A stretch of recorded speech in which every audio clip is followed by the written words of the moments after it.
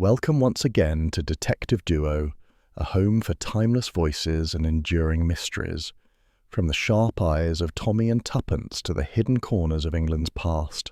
Subscribe if you enjoy these mysteries, and let us know where you're listening from today.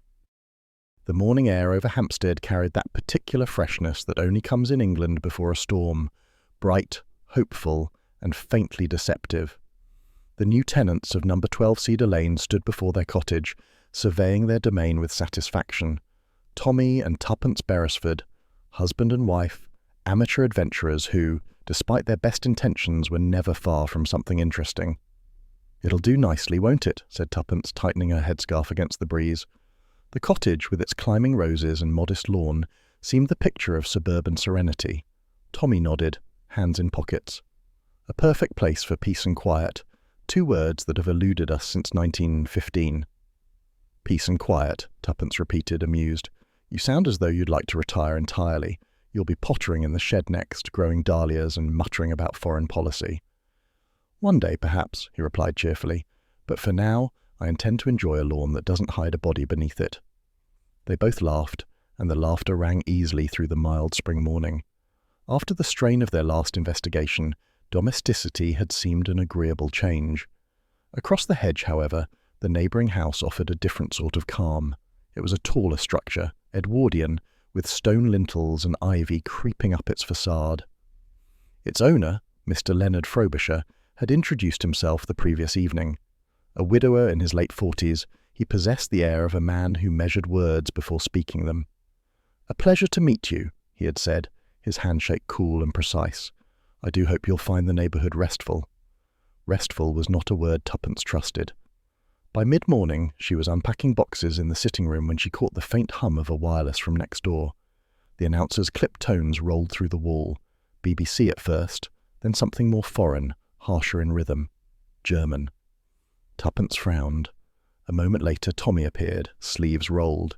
"Kitchen's officially habitable," he said, "though Fritz Beresford is no cook." "Do come here a moment," said Tuppence. "Listen." They both stood by the wall. A faint pattern of sound. A tap, then two shorter taps, repeated, paused, and began again. It reminded her of the way soldiers once sent messages through walls in the Great War. Tommy leaned closer, expression thoughtful. Mice with impeccable rhythm. "Don't be flippant," she murmured. "That's a signal of some kind." "It's probably just him tinkering with his radio set. He looks the type to have hobbies." "Hobbies don't generally involve Morse code, dear." She let it drop for the moment. But as afternoon light faded and the first street lamps flickered on, Tuppence found herself at the window, glancing across the hedge.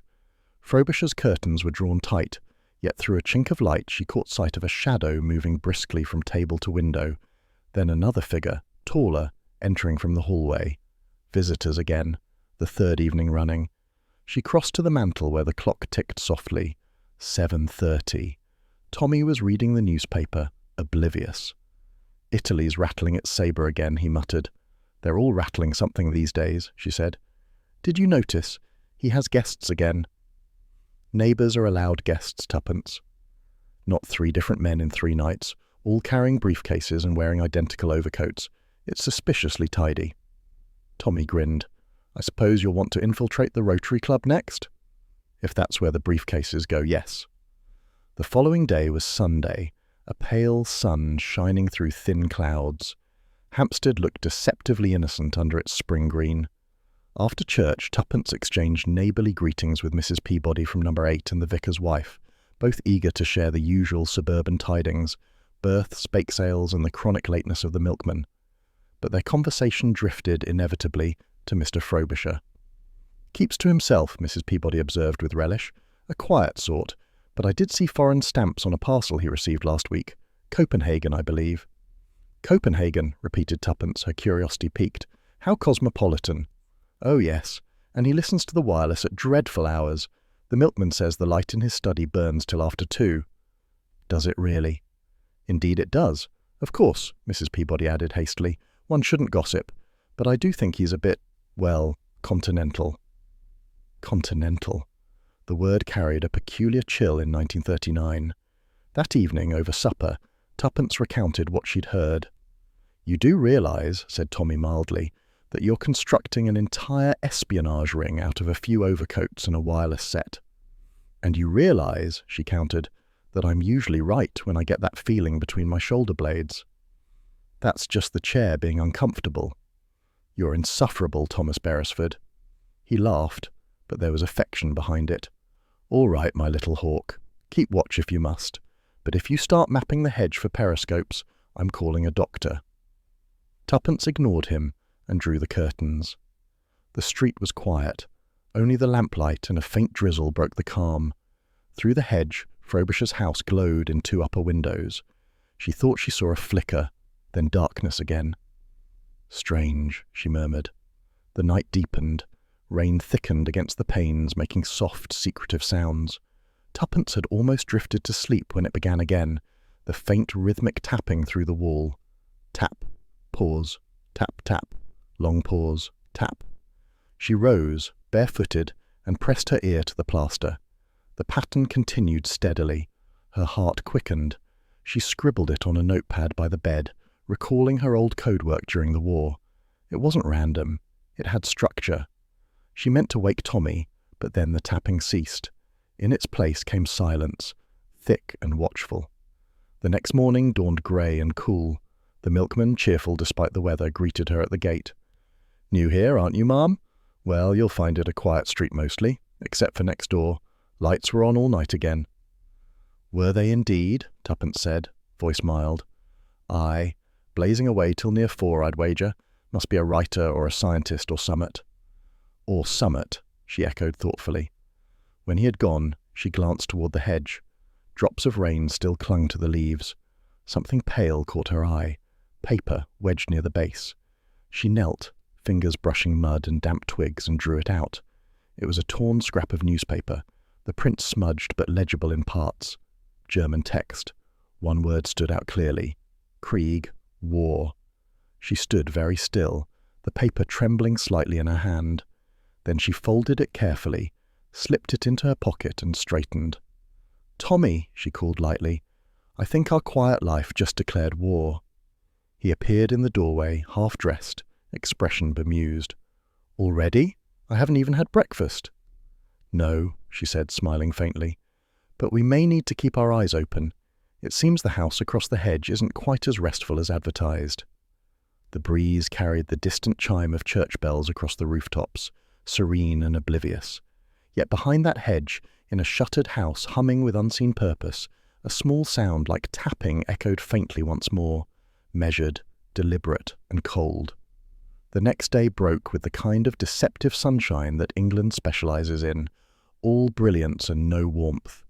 Birds chattered as if peace had been permanently declared, while Tuppence Beresford stood at the gate of No. 12 Cedar Lane, with her handbag firmly clasped and a speculative gleam in her eyes. Tommy had already departed for the village post office, grumbling amiably about bills and bureaucracy. Tuppence, however, had a different mission entirely. The Women's Institute met every Tuesday in the parish hall, and if one wanted to learn anything about the affairs of Hampstead, moral, marital, or political, there was no better listening post. She entered the hall beneath a banner reading "Home Front Preparedness," and took her place among the assembled matrons, teapots steaming and knitting needles clicking like small artillery. Mrs. Peabody, presiding with self-importance, called the meeting to order. "Ladies," she announced, "we must all do our bit. Blackout curtains are essential. I, for one, have already ordered 3 sets from Harrods." "We shall look like moles," muttered Mrs. Briggs from the back. Tuppence smiled faintly, pouring herself a cup of tea. The conversation swirled around her, shortages, recipes for powdered eggs, rumours of air raids, and then, from the corner, a whisper that caught her attention.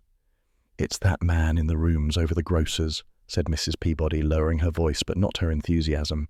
"Maps pinned all over his attic. My sister's friend saw them when she took up a basket of laundry. Maps of the coast, marked in red ink." "Coastal maps," Tuppence repeated, her tone light but eyes alert. "Yes, dear, and some foreign ones too. I dare say he's planning a novel," Mrs. Peabody added, though she looked secretly thrilled by the idea of espionage. "Still, one can't be too careful. We're told there are spies everywhere." Tuppence stirred her tea thoughtfully. Spies everywhere. The phrase had a comic ring in such surroundings, but the faint chill it carried reminded her of the tapping through the wall the previous night. By noon, the meeting had dissolved into gossip and sponge cake. As the ladies discussed whether Mr. Frobisher's cook was truly his cousin or merely a cousin of convenience, Tuppence slipped away, notebook in hand. She paused outside the hall, breathing in the damp spring air. The street smelled of coal smoke and new rain, ordinary and homely. And yet, she thought, ordinariness was often the best disguise in the world. When she reached home, Tommy was waiting in the sitting room, a folded telegram in his hand and a puzzled frown on his face. "Bad news?" she asked quickly. "Depends how one defines it," he said, handing it to her. It was short, written in the official economy of intelligence circles. "Meet at club stop urgent, stop, Allerton." Tuppence's eyebrows rose. Major Allerton? He hasn't surfaced since 1922. Which suggests it's either something frightfully dull or frightfully serious. "Probably both," she said dryly. "When and where?" His note says 2 o'clock at the Cavalry Club. "Then you'd better shave. I'll tidy the front garden so we can appear respectable, in case our mysterious neighbour is watching." "Oh, for heaven's sake, Tuppence!" But she was already halfway to the door, humming under her breath. By the time Tommy reached Hampstead, dusk had begun to settle like ink over the rooftops. The lamps flickered on one by one, soft halos in the fog. Through the hedge at number 12, the neighbouring house glowed faintly, Frobisher's silhouette passing now and then behind drawn curtains. Tuppence was waiting by the fire, sleeves rolled, eyes bright with purpose. "So?" she asked before he'd hung his coat.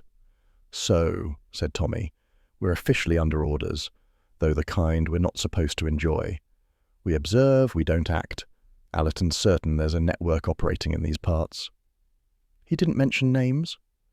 "Only our friend next door and a few middlemen. All the rest is—" He paused as she handed him a cup of tea. "Classified, apparently." "And you intend to sit quietly while our neighbour codes his way to Berlin?" "That's precisely what I meant to do." "Then," she said sweetly, "I shall do the opposite." He groaned. "Tuppence." "Oh, don't tuppence me. Someone in this marriage must act on instinct, and you've gone frightfully obedient in your old age." 39 is hardly old age. For a spy, it's practically retirement. The following afternoon, Tuppence appeared at the gate of number 10 with a basket of scones and her brightest smile.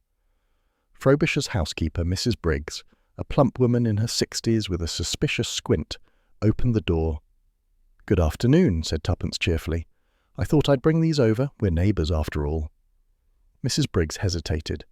"That's very kind of you, madam. Mr. Frobisher's not in at present." "Oh, that's quite all right. You must get lonely, cooped up with the wireless all day. Such a comfort, isn't it?" The woman relaxed a little. "Aye, that it is, though the master likes it too loud for my taste, always fiddling with wires and things." "Is he really? My husband's hopeless with anything mechanical. I envy men who can make sense of all that." "He's clever, right enough," Mrs. Briggs said, pride mingling with unease. "Goes walking of an evening too, says it clears his head. Often to the heath after dark." "How healthy of him," said Tuppence, though a bit lonely perhaps. Mrs. Briggs pursed her lips. "He's a man with secrets, I'd say. But then, who isn't these days?" They shared a knowing smile, and Tuppence withdrew, her mind already spinning. That night, when Tommy retired to his book, she waited until the clock chimed 9, then slipped out quietly through the back gate. The air was damp, cool, and faintly scented with lilac. Hampstead Heath lay ahead, a wide, dim stretch of moorland bordered by sparse trees, its paths silvered under weak moonlight. She moved cautiously, keeping to the shadows. Near the edge of the heath, under a gas lamp, stood Frobisher. His hat was pulled low, his posture taut. A few yards away, another man approached, taller, wearing a trench coat that gleamed faintly with mist. Tuppence's pulse quickened. They spoke briefly, words lost to the wind. Then Frobisher took an envelope from his pocket and handed it over. The stranger tucked it inside his coat and walked swiftly away toward the high street. Tuppence hesitated, torn between following and retreating. The sensible thing would have been to fetch Tommy, but curiosity, that eternal tyrant of hers, won again. She trailed the man at a safe distance, keeping to the hedge line. He turned down a narrow lane, stopped under a lamppost, and lit a cigarette. His face came briefly into view, clean-shaven, narrow-featured, with a fedora pulled low. He reached into the envelope, drew out a sheet of paper, and glanced around before slipping it into his briefcase. Then, whistling softly, he walked into a building marked Hampstead Gazette, editorial office, a journalist. Tuppence exhaled, relief mingling with disappointment. Had she imagined the whole thing? Still, the scene refused to feel innocent. The exchange had been furtive, far too cautious for a man passing along harmless gossip. And Frobisher's face, when she'd glimpsed it under the lamplight, had borne an unmistakable look of fear, not the bold tension of a conspirator, but the hunted expression of someone caught between duty and danger. Back at number 12, she found Tommy waiting by the window, pipe in hand. "Well, Mrs. Beresford," he said, "I gather you've been prowling the night again." "You gather correctly." She unpinned her hat and sat by the fire. "He met someone on the heath, handed him an envelope. I followed the man. He's a journalist." But Frobisher's face, Tommy, he looked terrified. Perhaps he's being blackmailed. Or perhaps he's blackmailing someone else. Either way, he's not the comfortable widower he pretends to be. Tommy stirred the fire thoughtfully. Allerton said to observe, not intervene. "Observation," said Tuppence, "can be a very active pursuit." He smiled despite himself. "If I ever go missing, I'll be sure to leave you in charge of Scotland Yard." "Don't be ridiculous," she said. "They'd never keep up." The flames crackled softly. Beyond the hedge, the night was silent except for the faint hum of a wireless tuning itself through static, as though the house next door were whispering in a language neither of them yet understood. It began, as so many dangerous things do, in the quietest hour of the night. The house was asleep. The fire downstairs had burned to ash. The wireless sat in its corner silent and blind-eyed, and outside the wind wandered the hedgerows like a lost thing. Tuppence Beresford stirred, half dreaming, when a faint sound threaded through the wall. Tap, pause, tap, tap, pause, like a hesitant heartbeat. She lay still, eyes open to the dark. There it was again, definite now, a rhythm, repeating, precise, Morse. Her mind sharpened instantly, the pleasant fog of sleep gone in an instant. She reached for her notepad and pencil, always on the bedside table, a habit from years when Tommy's adventures had a way of involving midnight revelations, and began to copy the pattern by instinct. Tap, pause, tap, tap, long tap. The sequence repeated, shifted, then paused again. She rose quietly, wrapped her dressing gown about her, and crossed to Tommy's side. "Tommy," she whispered. A drowsy groan answered. "If it's burglars, darling, tell them to take the silver and leave me the blankets." "It's not burglars. Listen." He sat up reluctantly, running a hand through his hair. The tapping came again, deliberate, mechanical. Tommy frowned. "That's not a clock, and it's certainly not plumbing." "It's Morse," said Tuppence. "I started noting it down." She showed him the page. He squinted at her neat scrawl, the familiar dots and dashes. "Well, you're right. These aren't random. Some are military codes." "Military?" "Naval frequencies. I learned a bit of it when I was with Allerton in intelligence. That set, whatever he's using, it's not an amateur toy. He's tuned to a government wavelength." Tuppence's pulse quickened. "Then it is Frobisher." Tommy didn't answer. He swung his legs out of bed and began dressing quickly. "What are you doing?" "If he's transmitting, I want to know when and what. I'll ring Allerton in the morning and borrow a listening rig. It's not proof yet, Tuppence, just smoke. But smoke means fire somewhere." She followed him downstairs, watching him light the lamp, his face intent. The soft golden light caught the worry at the corners of his mouth. "You think he's working for them, don't you?" she asked quietly. "I think he's working for someone, and that someone isn't the parish council." By mid-morning, London had shrugged off its mist, leaving the Hampstead sky a watery blue, a day that looked innocent enough to hide treachery. Tommy returned from Allerton's office carrying a small brown parcel and the faintly guilty air of a boy with a stolen toy. "What is that?" Tuppence asked. "A portable listening set," he said with relish, "and before you object, Allerton loaned it to me for household experiments," which is true enough. "You mean eavesdropping on the neighbours," she corrected, "purely in the interest of national security." They set it up in the sitting room, a coil of wire, a small receiver, and a pair of earphones that looked far too official for domestic comfort. Tommy connected the wiring discreetly through the wall that adjoined Frobisher's study. When evening came, they waited. The wireless in number 10 began its usual hum at 9:30. Faint, indistinct, and then clear as a heartbeat. The receiver hissed softly, then caught fragments of sound. A voice, male, low, speaking German. Static broke it apart, then another word came through. Donovan. Tommy's eyes met Tuppence's. "There it is again," she whispered. "That name." "And he's using a shortwave link," Tommy murmured, frowning. "The signal's bouncing off a transmitter somewhere on the coast. Whoever's on the other end, they're not local." They listened another hour, recording what fragments they could, mostly broken German, scattered code sequences, and that single repeated name. When the transmission stopped, it ended with a click so abrupt it made both of them jump. Tuppence exhaled. "Donovan, who is he?" Tommy shook his head. "Could be a contact, a courier, a code name. I'll have Allerton run it through the files." "And what do we do until then?" "We wait," he said grimly, "and keep the kettle boiling. We might be up for several nights yet." The next morning brought a different kind of tension, the ordinary English kind. Frobisher was out early, standing in his front garden with a shopping list in one hand, and irritation in every line of his face. The grocer's boy had delivered the wrong order, a mistake Tuppence used as an excuse to appear casually at her gate. "Good morning, Mr. Frobisher. Problems with provisions?" He turned sharply, colour high. "None at all, Mrs. Beresford. Only a little incompetence. I've no patience for it." She smiled mildly. "Oh, the poor boy. He's probably just distracted. Everyone's talking about possible evacuations. Have you heard anything from the radio? You're always so well informed." He hesitated. "I listen to the news, yes. It's hard to avoid politics these days." "Harder still to avoid nerves," she said softly. "We're all a bit on edge." His expression flickered, almost guilty. Then he inclined his head stiffly. "Quite so. Now, if you'll excuse me." He strode off toward the shops, leaving Tuppence with the uneasy feeling that she'd stepped on something raw. She turned back toward the house. Tommy was watching from the window, eyebrows raised. "Well?" "He's frightened," she said. "Of what, I don't know. But he's not the picture of calm respectability he pretends to be." That evening, the air raid sirens sounded. Not the real thing, but a scheduled blackout drill. The street was instantly transformed. Lamps extinguished, windows sealed, the soft chaos of torches flickering in doorways. Tuppence stood at the window, peering through a sliver in the blackout curtain. The world outside had turned ghostly.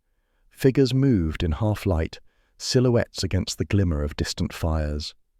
Then, in the brief flash of a neighbour's torch, she saw it, a woman's figure slipping through Frobisher's gate, slim, quick, wearing a dark coat and a small hat pulled low. "Tommy!" she hissed. He joined her, careful not to disturb the curtain. "There, look, someone's just gone in." They watched, breath held. Nothing moved now. The gate stood ajar, the path beyond swallowed by shadow. The drill warden's whistle sounded from the end of the street. Doors slammed. The blackout deepened. For several long minutes, silence reigned, the peculiar silence that hums after sound. Then, as the all-clear siren wailed its melancholy note, the lights flickered back to life. The gate was closed. The path was empty. Tuppence blinked, uncertain. "Did you see her come out?" "No," Tommy said slowly, "and I was watching." They looked at each other. The same thought formed between the unspoken. "The woman in the blackout," Tuppence murmured. "Whoever she is, she's inside now." Tommy crossed to the writing desk, scribbled a note and slid it into his pocket. "We'll call Allerton first thing," he said.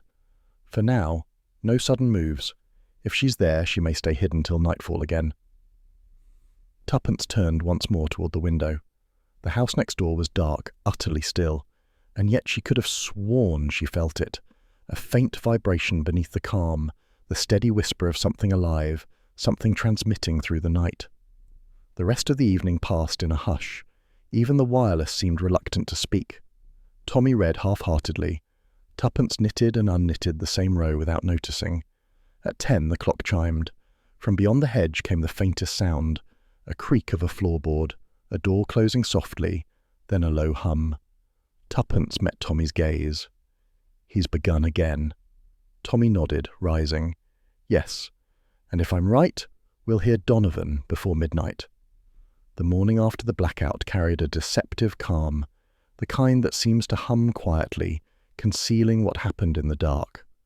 A pale sun wobbled above the rooftops of Cedar Lane, and the milkman's whistle broke the silence as he made his rounds, cheerful and untroubled. Tuppence met him at the gate, her scarf tied neatly despite the wind. "Morning, Mrs. Beresford," he greeted, setting down the bottles. "You heard all that racket last night?" "Blackout drill, yes, or so they said." She smiled lightly. "Did you notice anything unusual?" He scratched his head. "Well, there was someone about. A woman. Foreign-looking, if you'll pardon me saying. Sharp perfume, the sort you don't get from Woolworths. Passed me on the corner near number 10 just before the lights went off." "What sort of foreign?" He shrugged. "Couldn't rightly say. Dark coat, small hat, sort of, well, continental. She walked fast. And she wasn't local, that's certain. You can tell." Tuppence's pulse quickened. "Did you see where she went?" "Through Mr. Frobisher's gate," he said. "Didn't come out again, far as I saw. Gave me quite a turn, that. Don't fancy strange folk creeping about in the blackout." "No," said Tuppence softly. "Nor do I." She thanked him, took the milk, and stood for a long moment watching the quiet hedge that divided her house from Frobisher's. The morning looked innocent again, housewives hanging washing, a paper boy whistling, but innocence, she knew, was an English speciality. When Tommy came down for breakfast, she was waiting with the news. A woman, foreign, perfume that could stun a regiment, and last seen entering Frobisher's gate, she said briskly. "Perfume?" Tommy repeated, buttering his toast. "That rules out most spies. They prefer gun oil." "Don't joke, Tommy. She vanished." "People vanish all the time in Hampstead, usually into tea shops." "And if I told you she might be the same woman Frobisher met on the heath?" That got his attention. "Ah, then we'd better find her before someone else does." By mid-morning they were in the village, beginning their usual quiet method of inquiry, polite questions disguised as social chat. The newsagent hadn't seen anyone unusual. The post office clerk had sold a foreign stamp to a woman with rather nice gloves. Then, at last, the lead came from the milkman's cousin, who delivered to a small boarding house on Rosemere Terrace. "German-sounding name," he said. "Mrs. Weiss. Stayed about a week, then left sudden.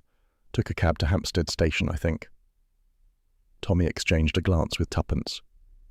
"Mrs. Weiss," he murmured. "Of course. Weiss. White, a nice neutral colour to hide behind." The boarding house sat at the end of a quiet cul-de-sac, its brass nameplate dulled by London soot. The Laurels, rooms to let. The hallway smelled faintly of polish and boiled cabbage. The landlady, a comfortable woman in a housecoat, looked them up and down with the wary hospitality of her profession. "Mrs. Weiss, did you say?" "Yes, I remember her. Polite, foreign, paid in advance. Said her husband was an engineer in Manchester. Never saw him. She left in a hurry 2 nights ago." "Did she leave anything behind?" asked Tuppence. "A small suitcase. I meant to send it on, but no address." "May we see it?" The landlady hesitated. Tommy produced his identification card from his wartime service, a relic he found useful for moments such as these. "Just a precaution," he said smoothly. Her suspicion melted. She fetched the suitcase from a cupboard under the stairs, a small brown case, scuffed at the corners, tied with string. Tuppence crouched beside it and untied the knot. Inside were clothes neatly folded, a plain blouse, a wool skirt, a small jar of face cream, and beneath them a sheaf of papers bound with ribbon. "Careful," Tommy murmured. Tuppence lifted them out.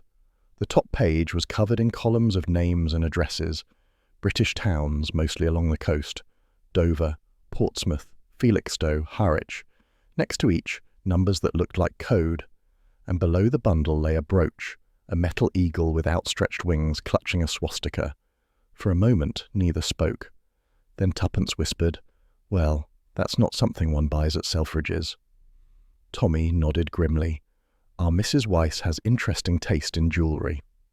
They took the case to Allerton's contact at the local police station, a sandy-haired inspector with a genial manner and the tired eyes of a man who'd seen too many secrets. "You say she stayed here under that name?" he asked. "Yes," said Tommy. "Left suddenly, and she's been seen near Frobisher's house." The inspector whistled softly. "This might be part of a bigger circle, you know. We've had rumours, enemy agents hiding as refugees. Tuppence stiffened. Refugees? Then she could be innocent. Many Austrians fled for their lives. Maybe, said the inspector kindly, but we can't afford to assume it. We'll keep the suitcase here, secure. You'll keep it safe, you mean, Tuppence corrected. He smiled faintly. Same thing, madam. That evening, as the couple walked home, Hampstead glowed in the orange of sunset, yet neither felt warmth. You don't like this, do you? Tommy asked. No, she said quietly. If she's a spy, then Frobisher's not working alone. But if she's a refugee, then we're condemning someone who's already suffered enough. That's war, Tuppence. Half the people who look innocent are guilty, and the rest are the other way around. She stopped at the corner, gazing down Cedar Lane. Frobisher's windows were dark again, his curtains drawn like a man closing his soul. Still, she said, I can't shake the feeling he's not evil. Frightened, yes, but not evil. You'd pity the hangman if he sneezed at the wrong time, said Tommy half fondly. Someone has to, she murmured. The next morning broke with a drizzle that clung to everything like damp silk. Tuppence was making tea when the telephone rang. Tommy answered. Beresford residence. Yes, Inspector. What's that? Are you sure? He replaced the receiver slowly. Well? The suitcase, he said. It's gone. Tuppence set down the teapot. Gone? Disappeared sometime last night. They locked it in the evidence cupboard, but the constable on duty swears the door was still sealed. No sign of entry. And the inspector? Thinks it's an inside job. She sank into a chair, stunned. Then someone knew exactly what was in it, and wanted it back. Tommy paced. It confirms she's no harmless wanderer. That list, if it reaches the wrong hands, it could mean naval intelligence, troop locations. Don't, she interrupted. You'll only make it worse. A silence stretched between them. Outside, the postman's whistle trilled briefly, the same ordinary sound that had started the day before, and the absurd normality of it made Tuppence's heart ache. Tommy, she said softly, do you ever feel as though the world's playing a trick? We think we're in a village, and all the while we're standing on the edge of a war. He came over, touched her shoulder. The trick is to keep standing, darling. She gave a small, sad smile. That sounds like something you'd say before doing something reckless. He hesitated. As a matter of fact, I was thinking of a small bit of recklessness. We'll go back to the Laurels tonight. Why? Because whoever took that suitcase may return for what they missed, and I'd rather we were the ones waiting. The rain cleared by evening, leaving the pavements gleaming. They reached the Laurels just as the lamplighter passed, tipping his hat. The landlady greeted them nervously. You again? I hope there's no trouble. Not if we can help it, said Tommy. We just want to ask a few more questions. You won't find me knowing anything. I told the police all I could. We believe you, said Tuppence soothingly. But you mentioned Mrs. Weiss left in a hurry. Did she speak to anyone before she went? The woman frowned, thinking. Well, there was a man. Came that evening, said he was her cousin. Foreign too, I thought. They talked a while in the hall. Then she packed and left not 10 minutes later. Would you recognize him again? Hard to say. Tall, thin, wore a hat, but he had a scar here. She traced a line down her cheek. Tuppence and Tommy exchanged a glance. That's helpful, said Tommy. Very helpful indeed. They stepped back into the street, the evening cool and scented with coal smoke. A scarred man, Tuppence murmured. Perhaps Donovan isn't a code word after all. Perhaps he's real. Or perhaps he's the one who took the suitcase. She looked toward the shadowed hedge of their neighbour's house where no light showed. If so, she whispered, we're running out of time to find out why. Later that night, the quiet of Cedar Lane returned, but the air felt changed as though something invisible had shifted, an unseen presence moving one step closer, and somewhere in the darkness, a faint scent of sharp perfume drifted on the breeze. A day after the blackout, when nerves still hummed beneath Hampstead's calm, a thin envelope slipped through the letterbox, unmarked, slipped discreetly through the letterbox at number 12 Cedar Lane. Tuppence found it on the doormat, damp at the edges, written in a neat old-fashioned hand. Dear Mr. and Mrs. Beresford, I should be delighted if you would dine with me this Thursday at 8 o'clock. I feel I owe you an apology for the noise and late hours which may have disturbed your peace. Yours sincerely, Leonard Frobisher. Tuppence read it twice before looking up. "He's inviting us to dinner." Tommy, who was adjusting the wireless aerial, glanced over. Frobisher? Good heavens, the man's either extraordinarily polite or extraordinarily reckless. "Apologies for disturbance," Tuppence said dryly. "That's one way to describe coded Morse at midnight." "Perhaps it's a trap," Tommy mused. "Or perhaps he's simply curious how much we know." "Then we must go," she said, her tone bright but her eyes wary. "If it's a trap, I'd rather spring it ourselves." Thursday arrived with the sort of London gloom that makes lamplight seem a comfort and a warning at once. As the clock struck 8, the Beresfords crossed the hedge-lined path to number 10. The house looked different tonight, windows glowing softly, curtains half drawn, and the faint scent of something rich and foreign drifting into the misty air. Frobisher himself answered the door. He was perfectly composed, dressed in dark evening clothes that made his pallor striking. "Mr. and Mrs. Beresford," he said with practised warmth, "do forgive the formality. My housekeeper insisted we make an occasion of it." The hallway was elegantly appointed, polished oak, framed maps, and an umbrella stand that gleamed like a soldier's buttons. But even amid the charm there was something slightly wrong. The air carried a faint chemical tang, like burnt varnish or gunpowder masked with cologne. "You have a lovely home," Tuppence said lightly. "Thank you. It's quieter than I deserve," Frobisher replied, leading them into the dining room. The table was set for 3, silverware gleaming, candles casting trembling halos across crystal glasses. The housekeeper, Mrs. Briggs, moved silently in the background, eyes downcast, hands steady as she poured wine of a deep ruby hue. "A Bordeaux," Frobisher explained. "I was in Paris once, long ago. The French understand how to forget their worries over a meal." "We could all use that skill," said Tommy. For a while the conversation stayed pleasantly superficial.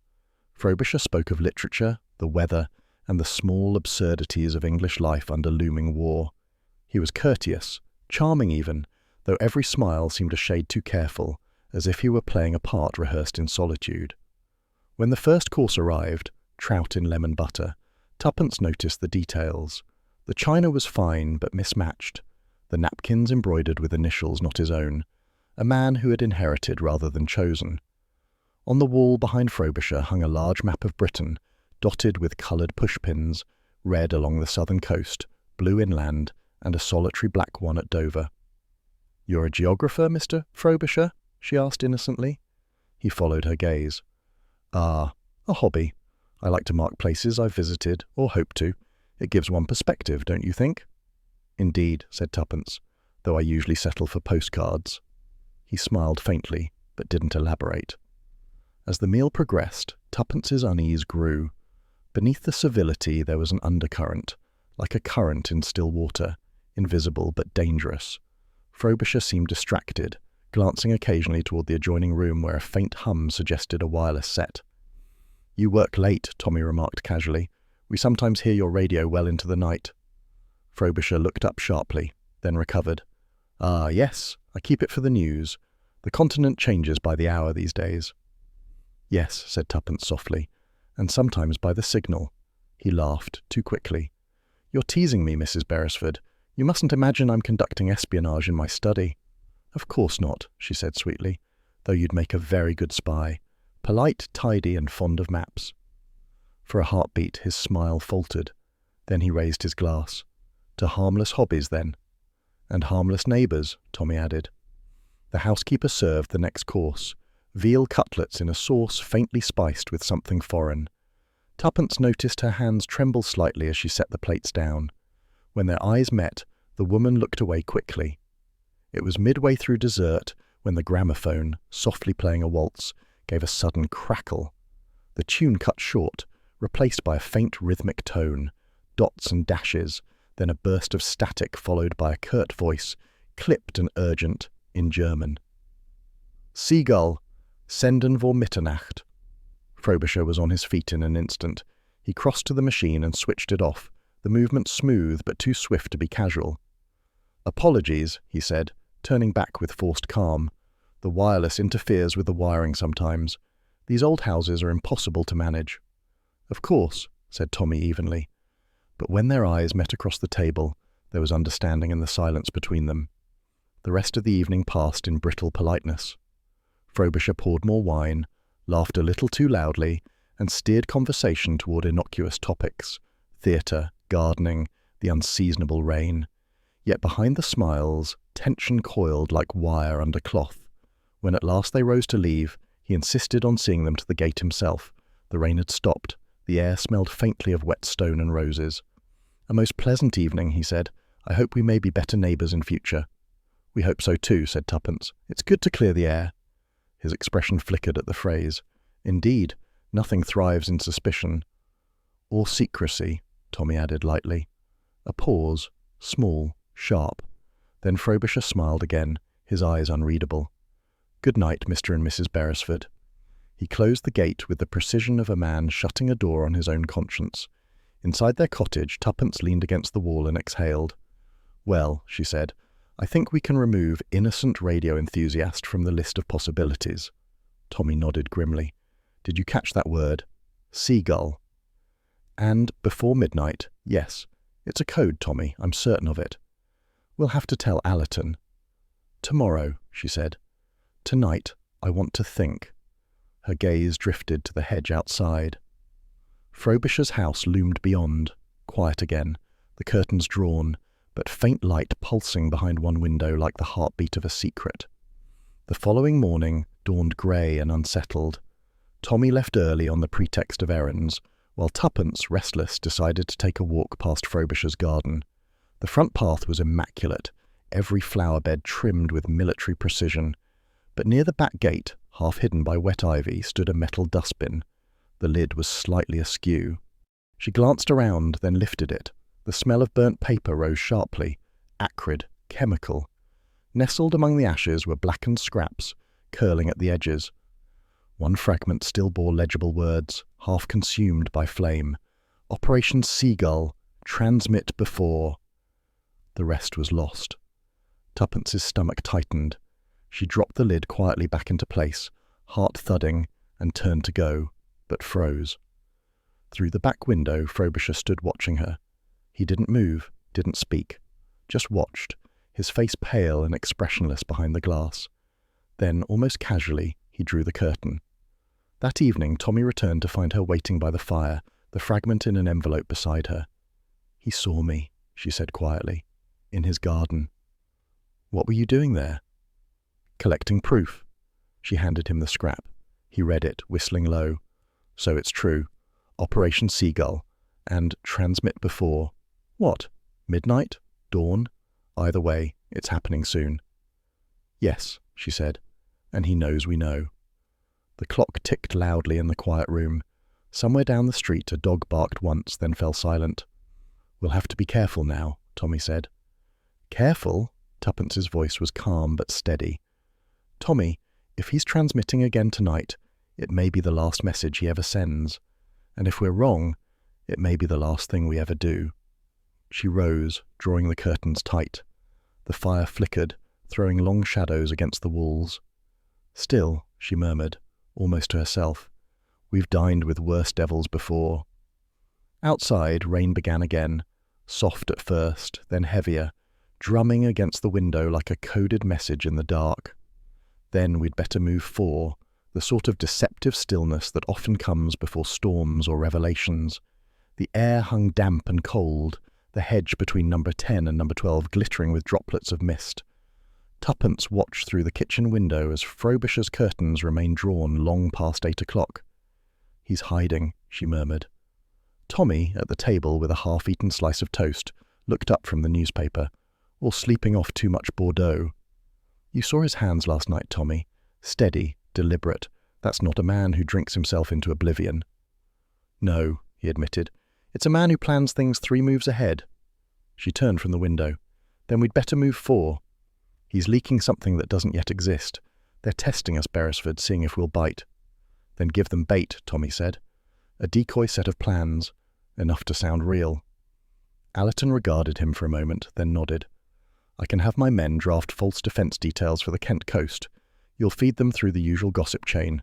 If Frobisher transmits them, we'll have proof." "And after that?" "After that," said Allerton grimly, "we close the net." Back at Cedar Lane, Tuppence was already in motion. She had invited Frobisher to tea, a bold move that made Tommy wince when he returned. "You what?" he exclaimed. "You said yourself, darling, we need to keep him calm until tonight, and nothing soothes English nerves like tea and sponge cake." "Nothing except treason," he muttered. When Frobisher arrived at 4, punctual as a clock, Tuppence greeted him with her brightest smile and the scent of freshly brewed Darjeeling. "Mr. Frobisher, how lovely to see you. Do come in. I was just telling my husband you'd be the perfect person to settle a small debate about music. Tommy insists the Germans have the better composers." Tommy raised an eyebrow but said nothing, accepting his role in her impromptu charade. Frobisher smiled politely as he took a seat. "I've always admired German precision," he said, his tone measured, "but perhaps not in every field." "Quite right," said Tuppence cheerfully. "We mustn't let them win everything." She poured his tea and watched as his hand trembled slightly, not from age or weakness, from restraint. Beneath his impeccable manners, something coiled and wounded stirred. "You've lived here long, Mr. Frobisher?" she asked gently. He hesitated. "Since the last war. My wife died here. My son—" He broke off. "I'm sorry," Tuppence said softly. He was 19, fought for England, fell at the Somme. A silence followed, not awkward, but heavy with meaning. "So you see," he went on, voice low, "I've had reason to reflect on loyalties. Nations promise much and give little." "But surely," Tuppence began. "Forgive me," he interrupted with a brittle smile. "Tea should not taste of politics. You are kind to invite me, Mrs. Beresford. Few people are kind without motive." "Perhaps my motive is curiosity," she said lightly. "Then I suggest you satisfy it soon," he replied, rising.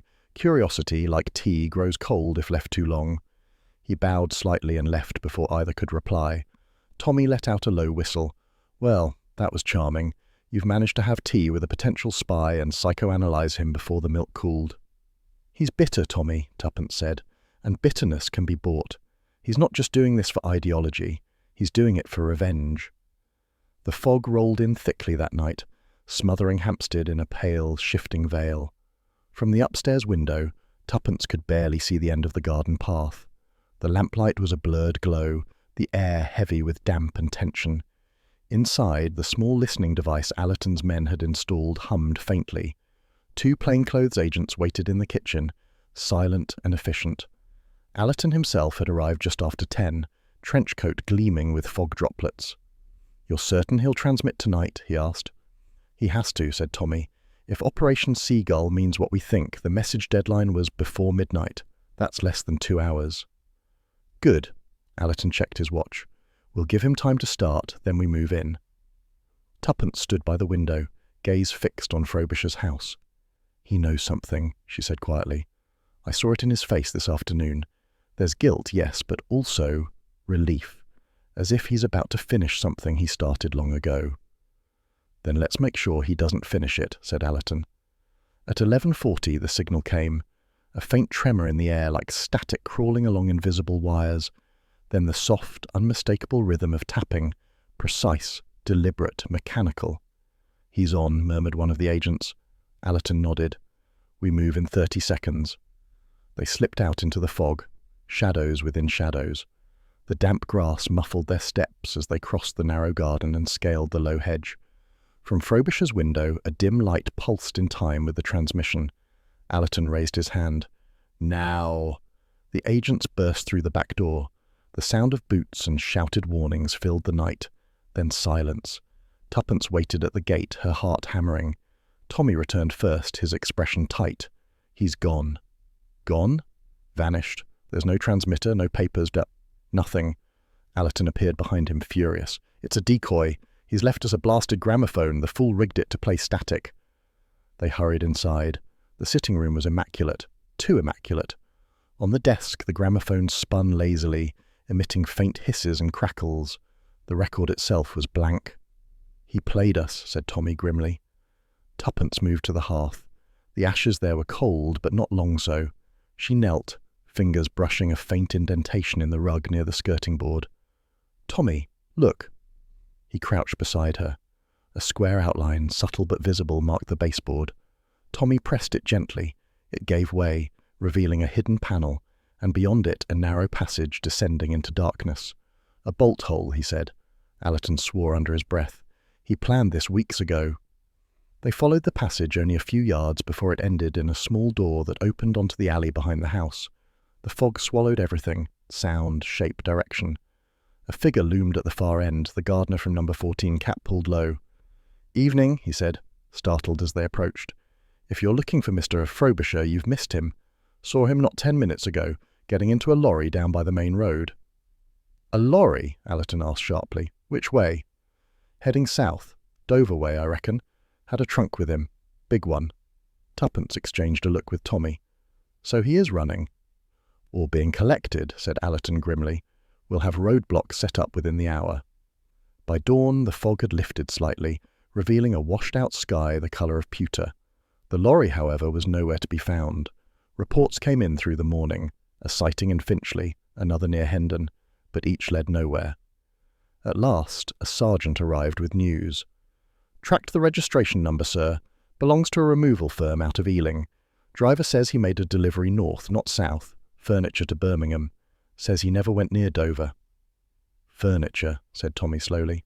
"Yes, sir," Allerton frowned. "Then the gardener's either mistaken or lying." Tuppence shook her head. "No, he saw what he was meant to see. The fog was thick. Frobisher could have climbed into that lorry, waited until it turned the next corner and slipped off unseen." "To where?" Tommy asked. She looked out the window. The street lay quiet, the houses still veiled in mist. "Somewhere close. He's not finished yet. The trap failed, but only because he's setting his own." Allerton folded his arms.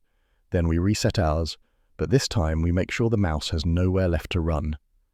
That evening, as dusk fell once more, Tuppence stood at the window watching the hedge between the two houses. It looked harmless again, green, glistening with dew, but she no longer saw a hedge. She saw a frontier. "Do you think he's still out there?" she asked softly. Tommy joined her, slipping an arm around her shoulders. "Yes, and he knows we are too." For a long while they watched the empty house. A single curtain stirred, just enough to make them wonder if someone stood behind it, watching in turn. Then the light in the upstairs room blinked once, faintly, before vanishing. "He's taunting us," said Tommy. "Or saying good night," said Tuppence. But neither of them, as they stood there in the gathering dark, truly believed he'd gone far. Somewhere behind those drawn curtains, the whisper of the wireless waited, ready to speak again. It was a day that began in grey, the kind of grey that seems to seep into one's very thoughts. London, under its curtain of drizzle, looked secretive and self-absorbed. Cars passed like ghosts, their headlights smeared in the mist, and the newsboys shouted headlines that spoke of naval manoeuvres and tension across the Channel. Tuppence Beresford, seated opposite Tommy in a quiet corner of a tea shop off Tottenham Court Road, stirred her tea with slow precision. Between them lay a sheet of paper, the decoded fragments of Morse they'd managed to record from Frobisher's transmissions. "This one," said Tuppence, tapping the paper, "keeps repeating the word Donovan." "Yes," said Tommy, "and Allerton confirmed the name doesn't appear in any official file, which means he's either very clever or very unimportant." "Unimportant men," said Tuppence thoughtfully, "have a habit of turning up at the centre of important things." Tommy smiled faintly. "And you found one?" "I found a shop," she corrected. Allerton's man in intelligence traced a delivery of transmitter valves to a small firm in Camden, Donovan and Company Electrical Supplies. "It's worth a call." "Right you are," said Tommy, finishing his tea. "If he's our man, I'll handle him." "Oh, you will you?" "Absolutely. You're too quick with your questions, and men like that fold better for another man." "Or perhaps," said Tuppence sweetly, "he'll fold better for a woman who looks as though she doesn't quite believe him." Tommy sighed. "I should have known you wouldn't stay home." "You should have," she said cheerfully, "but I'm glad you didn't." The shop in Camden was a narrow, dusty affair sandwiched between a tobacconist and a cobbler. The window displayed an assortment of radio valves, coils and resistors, dull, harmless things that might have been museum relics but for the faint hum of current from somewhere inside. A bell tinkled as they entered. The man who appeared from behind the counter was in his 30s, short, with thin hair and a nervous smile that flickered like a faulty light bulb. His hands were clean, but his fingernails bore the faint stain of solder. "Good morning," said Tommy pleasantly. Mr. Donovan? Arthur Donovan, yes. Can I help you? We were told you might have done some work recently for Mr. Leonard Frobisher, Hampstead. The man's expression shifted. Not much, but enough. Oh, yes, he said quickly. Mr. Frobisher. He bought a few parts, that's all. Valves, condensers, ordinary things. Perfectly ordinary. Of course, said Tuppence. I'm sure they were, but I understand you don't usually sell directly to private customers. That's true, yes, he said. Most of my work's for contractors, government mostly. Defence installations, radio repairs for civil posts. But I do take a few private orders. Keeps the lights on. Tommy leaned on the counter, his tone still casual. Did Frobisher mention what he was building? Not exactly, said Donovan, rubbing the back of his neck. Said he was experimenting with sound modulation. Amateur wireless hobbyist, that sort. Paid cash, no fuss. And yet, said Tuppence gently, you look worried. He gave a short laugh, brittle as glass. Do I? Sorry. These are uneasy times. People come in, ask for strange things. You can't be too careful. Quite, said Tommy. And when did you last see him? A fortnight ago. He came by after hours, wanted special components. Said it was for one last message before the storm. That's what he called it. Before the storm, repeated Tuppence softly. Donovan hesitated, then lowered his voice. Look, I don't want trouble. But he wasn't like my other customers. Too precise, too... He broke off. Well, you know what I mean. Cold. As though he were already halfway to wherever he was going. Tommy nodded. You've been very helpful, Mr. Donovan. Not at all, the man said quickly. It's just, if he's in any sort of trouble, I'd rather not be mixed up in it. Understandable, said Tuppence. Though you might be, just a little. She reached across the counter, feigning interest in the ledger open beside him. Do you mind if I check something? I've a dreadful memory for names. Yes, I'd rather you didn't, Donovan began. But she had already glanced down. The ledger was neatly written, dates, customers, addresses, and there, among the rows of official-sounding firms, stood one that made her stomach twist.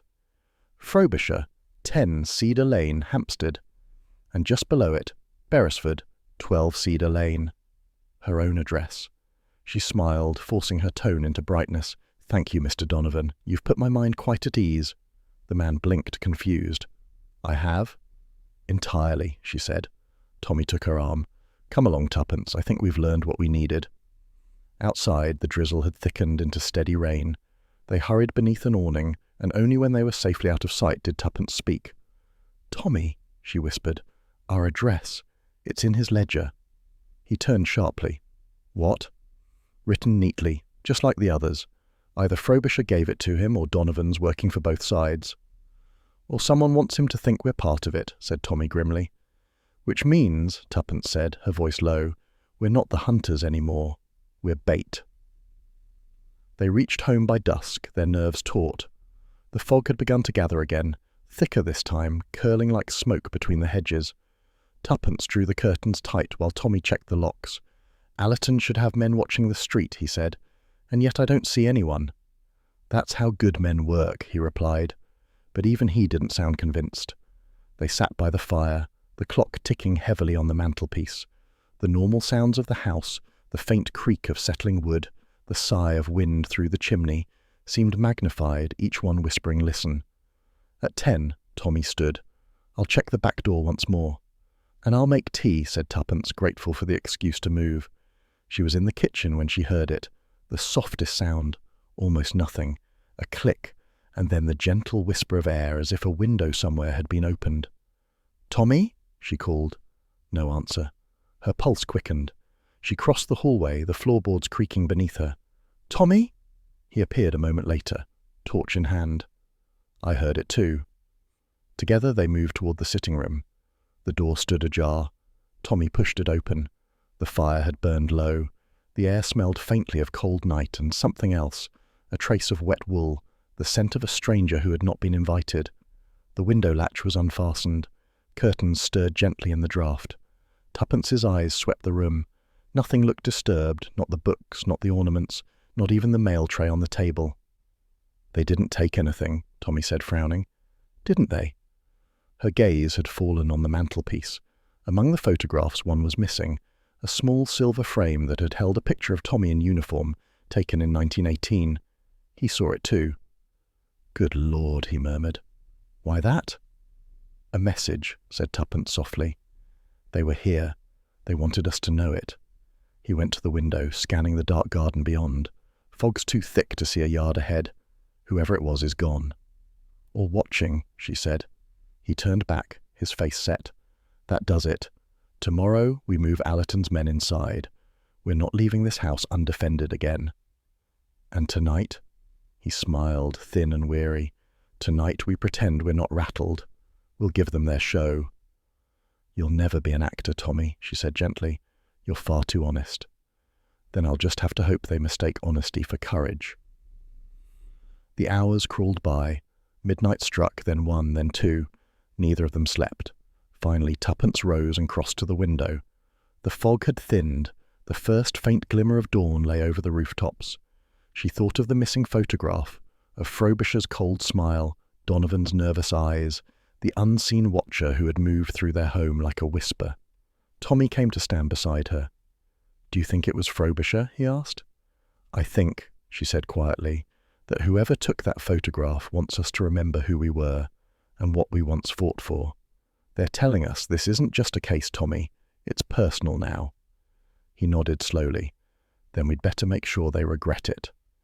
Outside, the first bird called, a thin, fragile sound, almost lost in the mist. The Beresfords stood side by side in the pale dawn, silent but resolute. For the first time, the line between investigator and hunted had blurred completely, and somewhere out there, in the soft morning light, a man called Donovan, or someone using his name, was waiting for the storm to break. The blackout fell over London like the closing of a theatre curtain.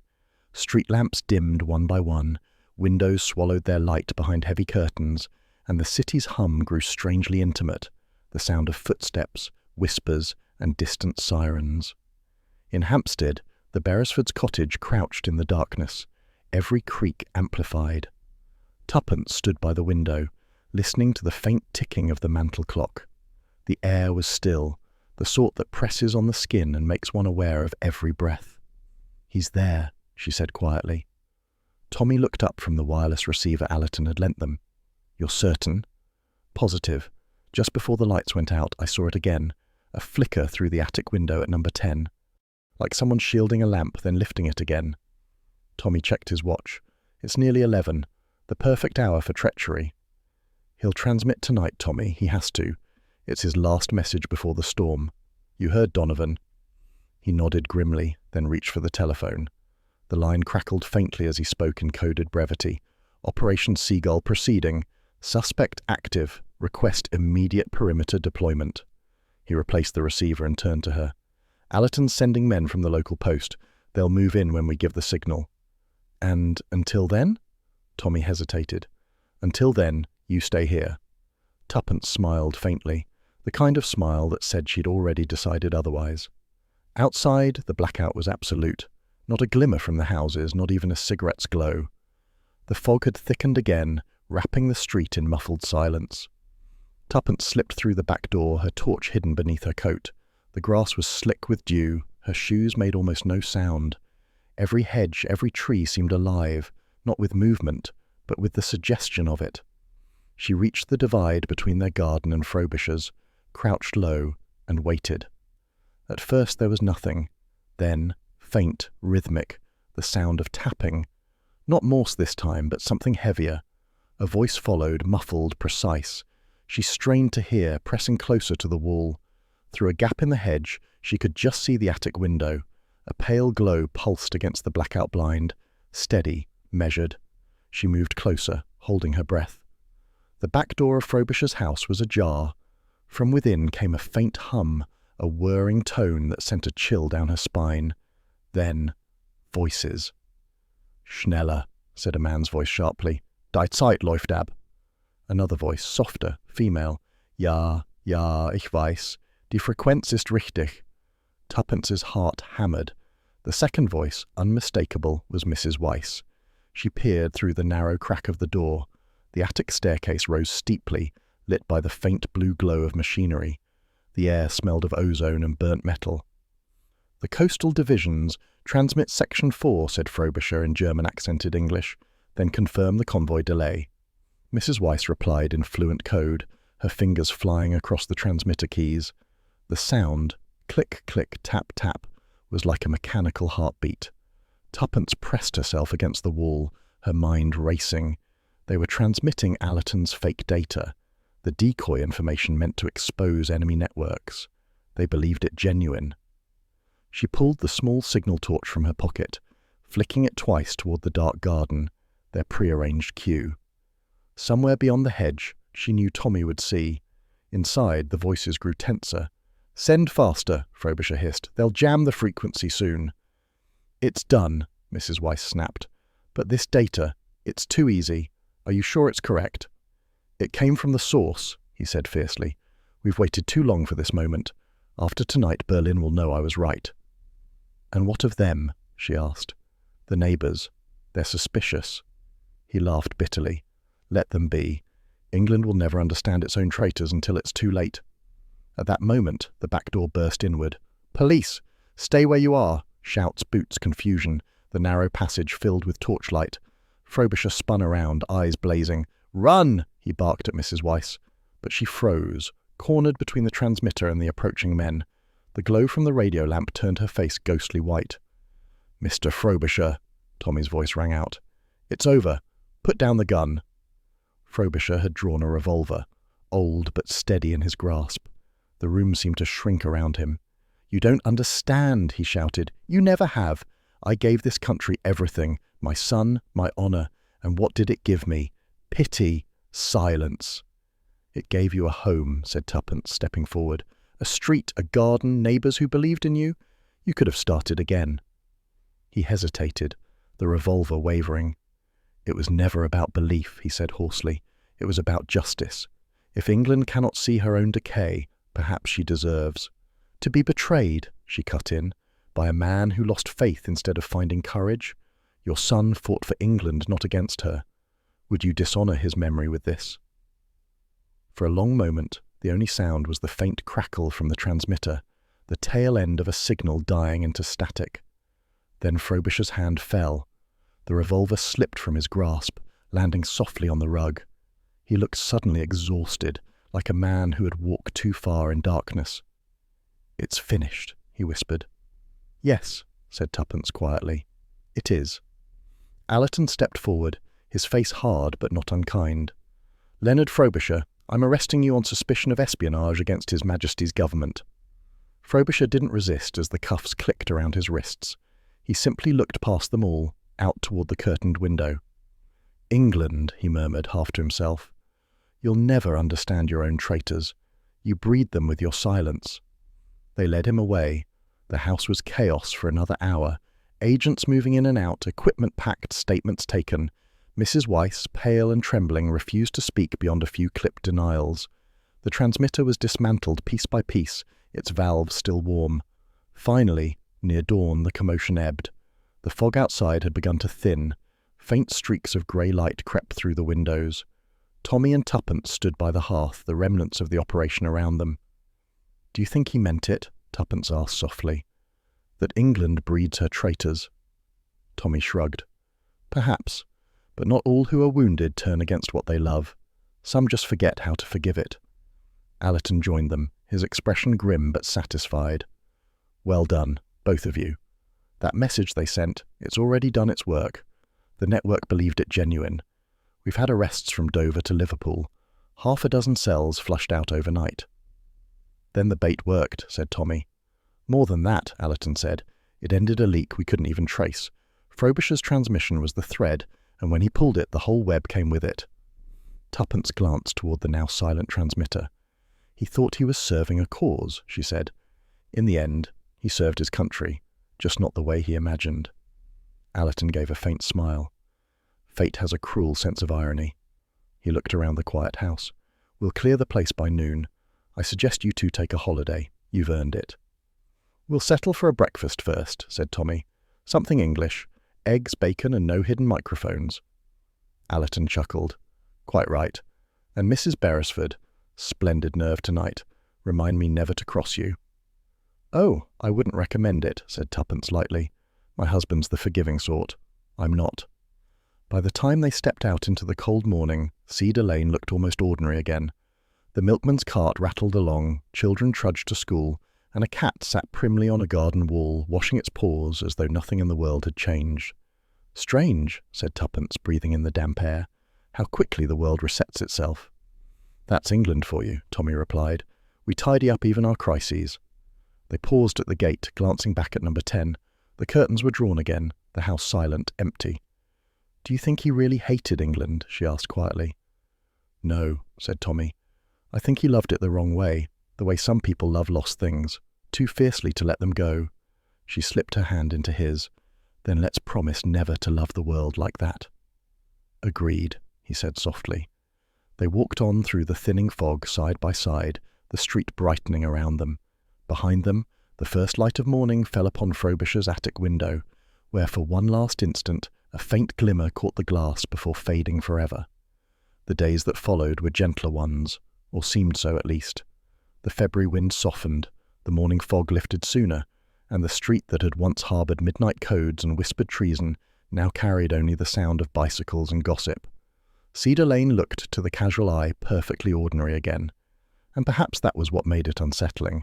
Tuppence Beresford had always believed the English talent for normality could survive almost anything: war, scandal, even rationed tea. But there were moments when she caught her reflection in the garden window that she thought the quiet might be deceiving her. Still, life resumed, as life insists on doing. She was pruning her rose bushes one soft morning when Tommy came up the path holding a newspaper. His expression was the familiar mixture of satisfaction and mild disbelief. "You'll like this," he said, tapping the headline. "Hampstead man linked to espionage circle. National Security praises civilian cooperation." "That's us, darling, the civilian cooperation. Rather dignified, don't you think?" Tuppence smiled. "I prefer intrepid amateur sleuths, but I suppose the ministry doesn't use such adjectives." They also say Major Allerton's operation flushed out 4 agents across the country, 2 in Kent, 1 in Liverpool, and a clever fellow in Devon who'd been sending weather reports to Berlin disguised as poetry.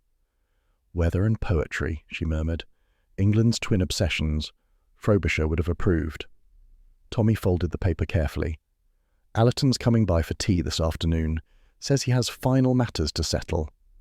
Tuppence raised an eyebrow. "Do you suppose he means medals? Heaven forbid. I'd rather he just brings biscuits." By 4 o'clock the kettle was whistling merrily, the silver tray was laid with scones and lemon curd, and the fire in the sitting room burned bright against the pale spring light. Major Allerton arrived precisely on time, his uniform neat, his manner brisk, yet softened by gratitude. He removed his gloves with military precision before shaking their hands. "Beresford, Mrs. Beresford, you've no idea what a stir you've caused at headquarters. Half of them think you're geniuses, the other half think you're reckless." "A perfect balance," said Tommy cheerfully. "Keeps everyone guessing." Allerton smiled. "In any case, the matter's settled now. The ring's broken. The files are closed." "And Frobisher?" asked Tuppence. The Major's expression grew more sober. He took his cup of tea, staring into it for a moment before answering. "He talked in the end. Not under duress, simply as a man who'd run out of lies. It seems he wasn't acting for money or ideology. He was coerced." "By whom?" Tommy asked. "German intermediaries. They contacted him through business associates after the Anschluss. His son, the one he believed dead at the Somme, had in fact been alive, living in Vienna. When the Nazis annexed Austria, they found him, used him." "Good Lord," said Tommy softly. "They told Frobisher the boy would be safe if he cooperated. He sent messages, passed small bits of information, harmless at first. But once you begin, it's never harmless again. By the time we caught him, he'd realized his son was already gone. Died in a camp the previous winter. He was transmitting for ghosts." Tuppence put down her teacup carefully. "He said England would never understand its own traitors. Perhaps he meant England never sees how pain can be turned into treachery." Allerton nodded slowly. "Perhaps, but I'll say this. He left a note for you both. Would you like to see it?" He produced a folded slip of paper from his pocket and handed it to Tuppence. The handwriting was small, neat, unmistakably his. "To Mr. and Mrs. Beresford, you were right to stop me. A man can love his country and still lose his way. Tell her I am sorry, whoever she was. L.F. Tuppence read it twice, then folded it again. I don't think he meant Mrs. Weiss, she said quietly. No, said Allerton. Neither do I. For a while none of them spoke. The clock ticked, the fire hissed, the sound of life continuing. Then Tommy, in his practical way, cleared his throat. Well, Major, if you'll forgive us, we're thinking of retiring from espionage for a bit. My wife prefers roses to riddles. A wise decision, said Allerton, setting down his cup. Though somehow I doubt you'll manage to stay idle for long. Nonsense, said Tuppence with mock severity. I've had quite enough of shadowy figures and burnt paper for one lifetime. Allerton smiled. You've earned your peace. Just remember, peace, like victory, needs tending. So do roses, said Tuppence. They walked him to the door. He shook hands once more, gave them a courteous nod, and vanished into the fading afternoon. The evening light turned golden, softening the edges of everything. Cedar Lane, reborn into tranquillity, seemed almost idyllic again. Tuppence returned to her garden, still wearing her gardening gloves from the morning. The air smelled faintly of earth and rain, and the first green shoots of spring had begun to show among the thorns. She worked quietly, trimming a stem here, straightening a stake there. The simple rhythm soothed her, the slow, living logic of plants, so unlike the cryptic machinery of men. Tommy called from the kitchen, "Tea's still warm if you want another cup." "In a moment," she answered. She knelt to cut away a low branch of the hedge, her shears clicking rhythmically. Beneath the roots something caught her eye, a fragment of blackened paper, half buried in the damp soil. She frowned, brushed the dirt away, and lifted it carefully between her gloved fingers. It was small, brittle, the edges singed. Faded Morse symbols dotted the surface like tiny scars. Only a few words were still legible, faint but unmistakable. Second wave soon. Her breath caught. She turned it over, but the rest was gone, eaten by time or fire. For a long moment, she stood perfectly still, listening. The street was quiet. A robin sang somewhere near the gate. Nothing moved but the faint trembling of the hedge in the wind. "Tuppence?" Tommy's voice carried through the open window. She folded the scrap and slipped it into her pocket. "Coming," she called lightly. As she walked toward the house, she glanced up at the sky. Far off, beyond the neat chimneys and the tranquil roofs of Hampstead, a bank of dark clouds gathered, low, heavy, and full of promise. She smiled, though it was a small, thoughtful smile. "Roses first," she murmured. "Then riddles, if they insist." And as thunder rolled distantly over the horizon, she stepped inside. There was a forwarding instruction to a London W1 care of address. The envelopes themselves arrived here unmarked. He bowed slightly. "Goodbye, Mrs. Beresford, Mr. Beresford, and thank you again." The front door closed behind him with the faint click of finality. By evening, the world seemed softer again. The lamps glowed gently, the rain pattered on the window panes, and the kettle hummed like a small, faithful friend. Tuppence changed into her gardening coat and stepped outside, humming under her breath. The garden smelled of rain and new beginnings. She bent over a rosebush, pruning the dry tips with careful snips. "Roses, Tommy," she called through the open window. "They're much simpler than riddles. They don't change their minds halfway through." Tommy's amused voice drifted back. "They also have thorns." "A sensible precaution," she said. "Every woman should have a few." She moved to the hedge that separated their garden from the late Mr. Frobisher's. The estate agent had already begun showing the house. A new coat of paint on the gate made it look absurdly respectable again. As she trimmed the hedge, her shears caught on something brittle and blackened lodged among the branches. She frowned, setting the tool aside. Carefully she tugged at the scrap. It came free with a soft, tearing sound, a fragment of burnt paper, its edges curling like the petals of a dead flower. She turned it over. The faint traces of ink still clung to it, small dots and dashes, hurriedly written. She squinted, reading what little remained. "Second wave soon." A shiver ran through her despite the mild air. The rest of the message was gone, scorched away, leaving only those words like an unfinished whisper. "Tuppence?" Tommy called again. "Do you want me to bring the torch?" "No," she said quickly, folding the scrap into her pocket. "It's nothing." She straightened, brushing the dirt from her gloves. Overhead, the sky had darkened unexpectedly, a thick roll of cloud moving in from the west, the scent of storm sharp in the wind. For a moment, she looked toward the horizon, where the rooftops of London shimmered faintly against the gathering grey. Somewhere beyond them, thunder murmured, distant, uncertain, but coming all the same. She smiled faintly. "Stick to roses, Tuppence," she murmured, "at least until the next riddle finds you." And with that, she gathered her tools, turned toward the warmth of the house, and closed the gate behind her as the first low rumble of thunder broke across the sky. The morning the world almost forgot to breathe began, like most English mornings, with tea. Tuppence had just poured the first cup when the post arrived, a dull thud of envelopes on the mat. She sorted them absently, humming under her breath, until one envelope made her pause. It was thin, unmarked, and smelled faintly of smoke. Inside was a scrap of paper, blackened around the edges, words scribbled in hasty pencil. "Second wave soon, London outskirts." She stared at it, her fingers tightening. The same phrasing as the fragment she'd found buried in the hedge. Her garden had been telling the truth. "Tommy!" she called. He appeared, shirt-sleeved and suspicious of early excitement. "Another mystery in the flower bed?" "Worse. A message delivered by post. Look." He read it, whistled softly. "Second wave. That sounds like more than metaphor. And London outskirts could mean anywhere from Ealing to Croydon." "Which is a problem," he said, "unless our anonymous pyromaniac friend has more to say." Tuppence leaned against the table, thinking aloud. "It's not random. Someone wanted us to see it. Perhaps Frobisher wasn't the only link in the chain. The second wave might mean a new set of operatives, a recruitment effort, not an attack." Tommy's brow furrowed. "A network rebuilding itself." "Exactly." She folded the paper carefully. "And if we've learned anything, it's that messages don't travel far without someone to carry them." "Then we'd best find the postman of treason," he said. "Let's ring up Allerton." Major Allerton arrived within the hour, his coat damp with drizzle and his mood somewhere between concern and irritation. "You do have a habit," he said dryly, "of finding trouble before breakfast." "We don't find it," said Tuppence. "It simply prefers our company." He examined the note under the lamp, his eyes narrowing.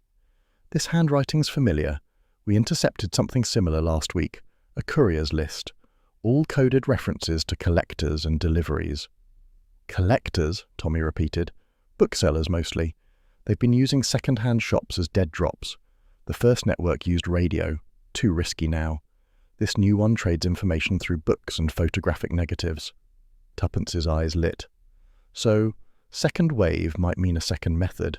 Not radio signals, but couriers." "Precisely. And if we move quickly, we might catch one in the act." Allerton drew a small map from his briefcase. "There's a bookseller in Paddington, name of Edwin Larkin. He's recently received several collectors after hours. Perfectly respectable business by day, but something's wrong in the ledgers. Shipments that never arrive, invoices that never match. We believe he's the next link." "Then we'll need to watch him," said Tommy. "No," said Allerton firmly. "You'll leave that to my men. I'll have a team shadow him tonight." Tuppence met his gaze. "With respect, Major, your men wear their suspicion like a uniform. They'll scare him off before he makes a move. Let me go instead. A lady buying books is hardly suspicious." "Mrs. Beresford, you've seen the results when I'm left out of things," she interrupted sweetly. "I'm coming." Tommy sighed. "You might as well give in, Allerton. I did years ago." Allerton muttered something unprintable under his breath. "Very well, but I'll have officers within 100 yards. The moment he passes anything, you step back." "Understood," said Tuppence brightly. "I'll behave impeccably, for at least the first half hour." The fog rolled in early that evening, swallowing the lamplight into dim golden halos. Paddington's narrow streets glistened with damp, the cobbles shining like black glass. Tuppence approached Larkin's antiquarian books with the air of a woman on harmless errands, though her heart thudded faster than the ticking of her small wristwatch. The shop front was dimly lit, its windows stacked with yellowing volumes and the faint smell of dust and binding glue. She stepped inside, a bell jingled faintly, and a thin man with round spectacles looked up from behind the counter. His hands were ink-stained, his voice carried the cracked politeness of habitual solitude. "Good evening, madam. Looking for anything particular? Something on early espionage, said Tuppence innocently. The Napoleonic sort, coded dispatches and candlelight conspiracies. He smiled faintly. You'd be surprised how similar those methods remain. I'd imagine the stakes are rather higher these days. Always, he said. A faint sound interrupted them, the rattle of the front door. Another customer entered, tall, hat low, his coat collar turned up. He nodded briefly at Larkin, who inclined his head in return. "Excuse me a moment, madam," said the bookseller, disappearing through a curtain behind the counter. Tuppence feigned browsing, her eyes flicking toward the newcomer. He carried a small brown suitcase worn at the corners. He set it down beside the shelves, glancing around nervously. Moments later, Larkin returned, whispering something too low to hear. The man nodded, slid the suitcase across the counter, and accepted a slim envelope in exchange. Tuppence's hand tightened on the spine of a book. She turned slightly, pretending to admire the titles, and caught sight of a familiar face reflected in the window outside, Tommy, watching from the opposite pavement. He gave a subtle nod. The man pocketed the envelope and turned to leave. As he passed Tuppence, she caught the faint smell of tobacco and damp wool. She waited until the door closed behind him before stepping forward. "That's a charming edition of Treasure Island," she said lightly. "I do adore secret maps." Larkin's eyes flickered. "I'm afraid it's not for sale." "Pity," said Tuppence. Her tone shifted, still soft but edged.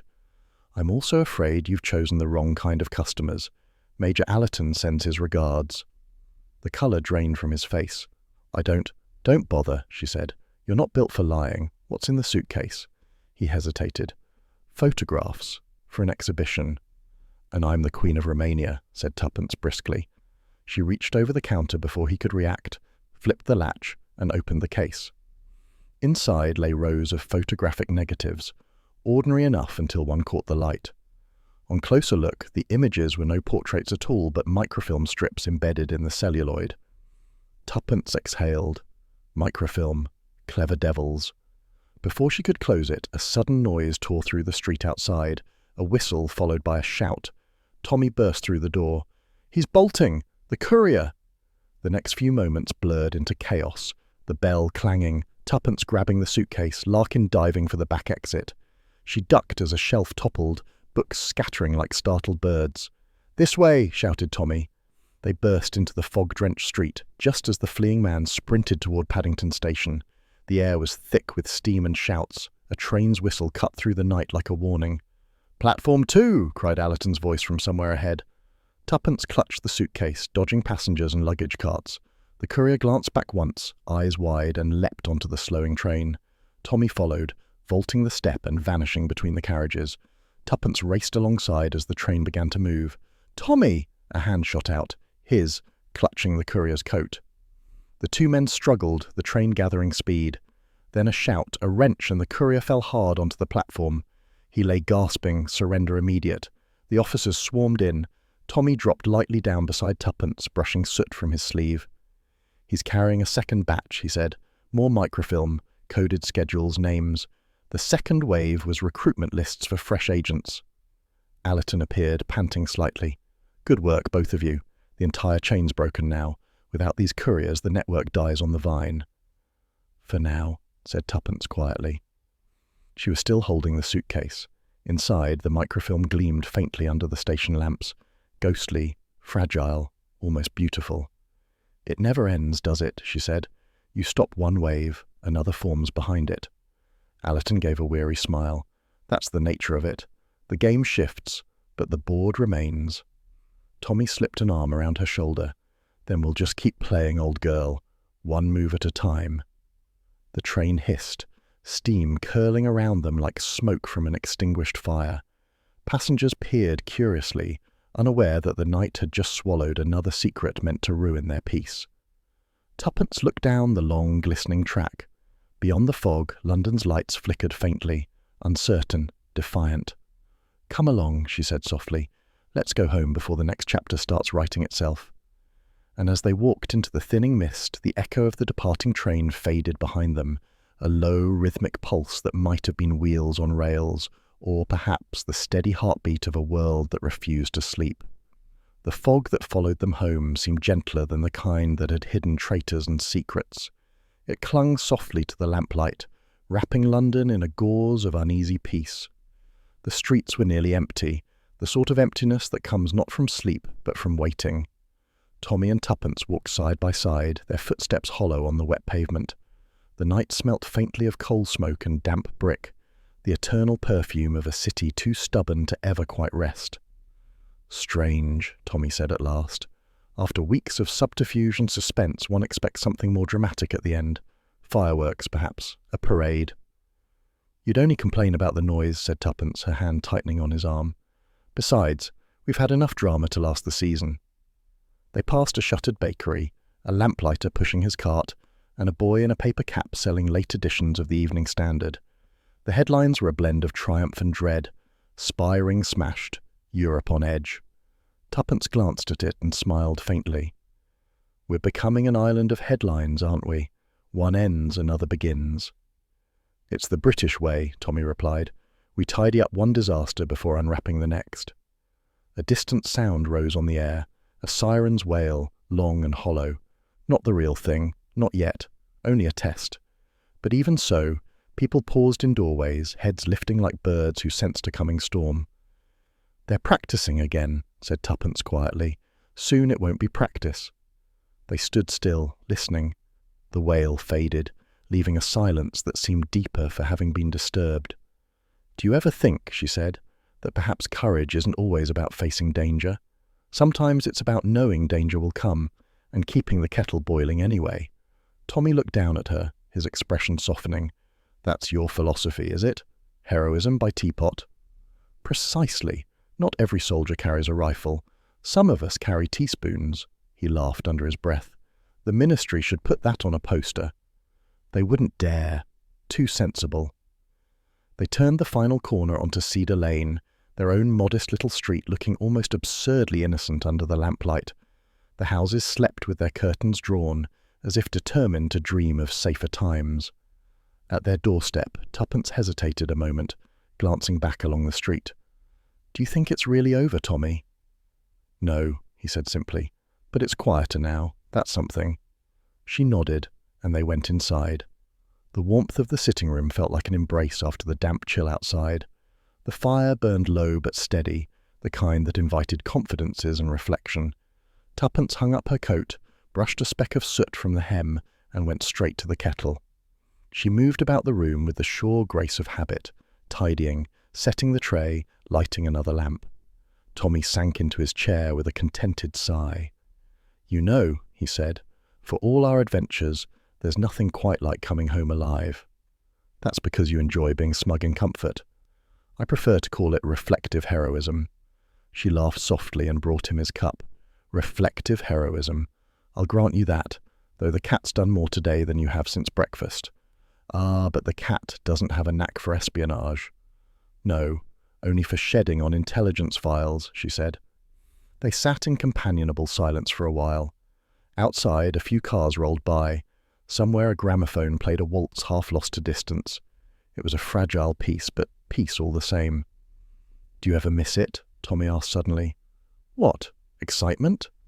"Yes. The chase, the clues, the feeling that the world might tilt if you missed one detail." Tuppence considered. "Sometimes, but mostly I think I prefer tilting it on my own terms. A little garden, a few roses, a mystery that ends before supper." "You're growing sentimental," he teased. "No," she said softly, "just realistic. We'll have all the adventure we can stomach soon enough." She nodded toward the wireless. "Turn it on, would you? I think there's another bulletin." Tommy reached over, twisting the dial. The radio crackled to life, filling the room with that peculiar blend of static and certainty that only the BBC could manage. This evening, government sources confirmed the arrests connected to the espionage case in North London. Officials warn that further attempts to infiltrate communication networks are expected. Citizens are advised to remain alert, report suspicious activity, and... The voice faded beneath a wash of interference. Then, faintly, a rhythmic tapping emerged from the static. Short bursts, long pauses. Tuppence froze, her cup halfway to her lips. "Tommy, do you hear that?" He tilted his head. Morse, but the same rhythm as before, she murmured, the one that started everything. They exchanged a glance, but not fear exactly, but recognition. The sound repeated twice more before dissolving back into ordinary news. Tommy smiled wryly. Seems our invisible friends are still at work. Then they'll need invisible opposition, she said. Oh, I don't doubt we'll be called upon again. You, especially. The teapot general of the home front. Flatterer. He leaned back, watching the firelight dance across the hearth. Still, it's comforting to know that when the world goes mad, someone will keep the kettle boiling. And someone else will drink all the tea, she said, passing him the sugar. Division of labour, my dear. The clock on the mantel struck 10. The wireless hummed quietly, its light a single amber glow in the dim room. Outside, a wind stirred, not fierce but insistent, whispering against the window panes like a reminder that calm never lasts forever. Tuppence gazed into the fire. You know, Tommy, when people look back on all this, the fear, the uncertainty, they'll talk about generals and politicians and great speeches, but they'll never quite understand what it was like to live through it, to wait, to wonder, to keep one's courage while folding the washing. He reached across and took her hand. That's why they have you, to remember properly. For a long time, neither spoke. The world outside shifted towards sleep, but London itself never truly slept. Its lights flickered faintly against the low clouds, a heartbeat of resilience. Finally, Tuppence smiled. Heroes aren't only the ones who fight, Tommy. Some just hold the line, quietly, stubbornly, without expecting applause. Then here's to the quiet ones, he said, lifting his cup, and the kettle that never goes cold. They touched cups in a soft toast. The radio hummed on, a low murmur of static beneath the voice of an announcer reading the latest bulletins. Outside, somewhere beyond the fog, another siren wailed, testing the air again, as if to ask whether London still remembered how to be brave. Tuppence rose to draw the curtains. We'll be ready next time, she said softly. Tommy looked up. We always are. And as the fire burned low, the Morse rhythm returned faintly through the static. A pulse, a heartbeat, a warning, merging with the steady tick of the clock, the breathing of the city, and the quiet courage of two ordinary souls who had chosen, once again, to stand watch.